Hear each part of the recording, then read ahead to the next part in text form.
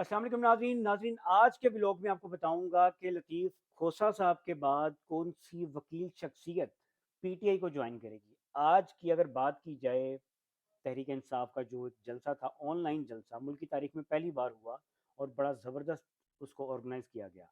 आज के ब्लॉग में आपको ये भी बताऊंगा कि सिराजुल हक साहब का जो बयान था बड़ा इंटरेस्टिंग था। वो बयान उन्होंने क्यों दिया? राना साहब का पुराना भी बयान, नून लीग के दौर में चीज़ें सस्ती थी, अब महंगाई हो गई, इस पर भी बात की जाएगी। और जरदारी साहब इलेक्शन है, इलेक्शन करीब हैं, जरदारी साहब माने जाते हैं जोड़ तोड़ की सियासत के बादशाह, इन पे भी बात करेंगे। कराची के भी कुछ मसाइल, इलेक्शन के हवाले से जो चीज़ें चल रही हैं उस पर भी बात की जाएगी। उनके तरक्याती काम कहाँ तक पहुँचे उस पर भी बात करेंगे। सबसे पहले बात कर लेते हैं काजी साहब की। काजी साहब ने बड़ा अच्छा फैसला कल करवाया। इलेक्शन कमीशन ऑफ पाकिस्तान को पाबंद किया कि आप डेट अनाउंस करें, आप शेड्यूल जारी करें। तो 8 फरवरी जो है वो डेट फाइनल कर दी गई है, लेकिन अभी भी उसके ऊपर एक सवाल बहुत बड़ा है कि उसकी जो शफाफियत है इलेक्शन की, उसके ऊपर एक बहुत बड़ा सवाल है कि पता नहीं वो इलेक्शन ठीक होते भी हैं या नहीं होते। सर्वे की थोड़ी बात कर लेते हैं कि हम डिफरेंट टीवी चैनल्स के ऊपर एक सर्वे देख रहे हैं रोड शो की सूरत में। लोगों से ये पूछा जा रहा है कि आम इंतखाबात में आप किस पॉलिटिकल पार्टी का इंतखाब करेंगे।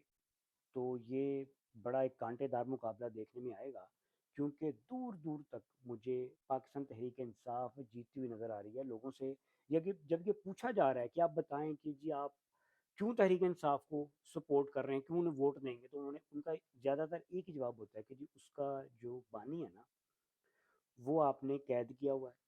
तो उसी वजह से हम, ये बात फिर वही आ गई, जिस शख्स को आपने हीरो बनाना है आप उसको जेल में डाल दें, पॉलिटिकल लीडर को, वो हीरो बन जाएगा। अवाम की नज़र में इस वक्त इमरान खान हीरो बन चुका है, इसमें कोई शक नहीं, कोई दूसरी राय नहीं। उसके सामने, इमरान खान के सामने, एनआरओ भी रखा गया, सरेआम रखा गया, अंडर द टेबल रखा गया कि जी आप मुल्क से बाहर चले जाएं। इमरान खान ने कहा जी मैंने जीना मरना मेरा यहाँ पे है, मेरा बाहर मैंने बिल्कुल नहीं जाना, और ना मुझे कोई ऐसी ऑफर करे।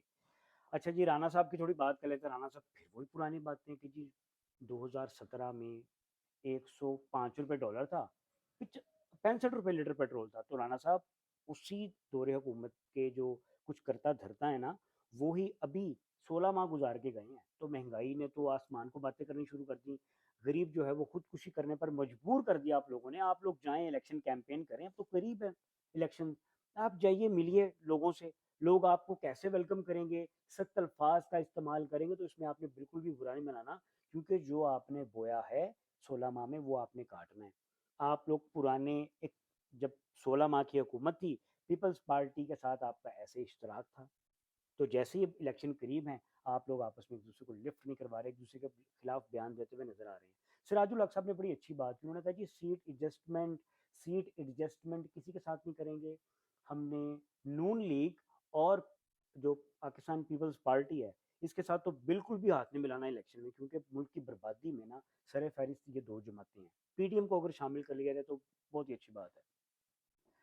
अब बात कर लेते हैं कि लतीफ़ खोसा साहब ने पीटीआई ज्वाइन कर ली। लतीफ़ खोसा साहब के बाद कौन से ऐसे वकील साहब हैं जो पीटीआई ज्वाइन करने जाएंगे? तो मेरी खबर ये है कि एतजाज़ अहसन साहब भी पीटीआई को प्यारे हो जाएंगे आइंदा कुछ दिनों में। इलेक्शन करीब है, मुल्क की तारीख में पहली बार ऑनलाइन जलसा होने जा रहा है, बल्कि हुआ, हमने देखा, बड़ा अच्छा ऑर्गेनाइज किया पीटीआई ने। तो जी पीटीआई की और ख़ास तौर पर इमरान खान की मोहब्बत को आप लोगों के दिलों से नहीं निकाल सकते, क्योंकि जो महंगाई आपने कर दी पीडीएम ने। शबाज शरीफ साहब, आपको लोग अच्छे अल्फाज में याद नहीं कर रहे। अगर आप बाहर जाके देखें, सर्वे करें ना, लोग रोड के ऊपर आप जाएं, तो लोग आपको महंगाई का बादशाह कह रहे हैं।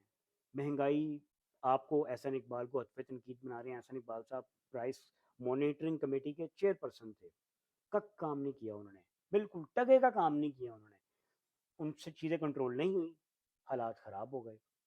तो अभी कुछ दिन हैं इलेक्शन में, आप लोग जाइए बाहर, विजिट कीजिए। खोखले नारे आपके वही रहने हैं पुराने, हम आपके लिए ये कर देंगे, वो कर देंगे। 5वीं बार आप इक़्तिदार में आएंगे, अगर आए तो। जिसने पहली बार नहीं किया, दूसरी बार नहीं किया, तीसरी बार नहीं किया, वो मेरा ख्याल है कि आइंदा भी नहीं करेगा। अलीम खान साहब का आखिर में एक आपको बयान उनके सामने रखता हूँ। علیم خان صاحب نے کہا کہ ہمیں اگر اقتدار ملا تو ہم 300 یونٹ تک بجلی فری کر دیں گے، ہم تعلیم کے اوپر پیسہ لگائیں گے، ہم اشیاء خرونیش کی قیمتوں کو مزید کم کریں گے، ہم بائکرز کو آدھی قیمت پر پیٹرول دیں گے۔ علیم خان صاحب آپ قابل آدمی ہیں، آپ بڑے اچھے مینیجر ہیں، آپ کو پتہ ہے کہ چیزوں کو مینیج کیسے کرنا ہے، لیکن میرا خیال ہے کہ یہ کچھ زیادہ ہی کر دیا آپ نے، یہ ایسا ہوتا نہیں ہے، یہ صرف سیاسی نعرہ ہے، یہ آپ کا منشور ہے۔ اور میں جب سے میں نے ہوش سنبھالا ہے میں نے تو کسی پولیٹیکل پارٹی کو اس کے منشور کے اوپر منوون عمل کرتے بالکل نہیں دیکھا۔ تو یہ ایسے نعرے سے آپ صرف کچھ لوگوں کو اپنے پیچھے لگا سکتے ہیں، باقی ابھی آنے والا وقت بتائے گا کہ پاکستان کی عوام جو ہیں وہ کس سیاسی جماعت کا انتخاب کرتے ہیں۔ ناظرین، آپ کے ساتھ انشاءاللہ پھر ایک نئے ولاگ میں ملاقات ہوگی، اپنا خیال رکھیے گا، اللہ حافظ۔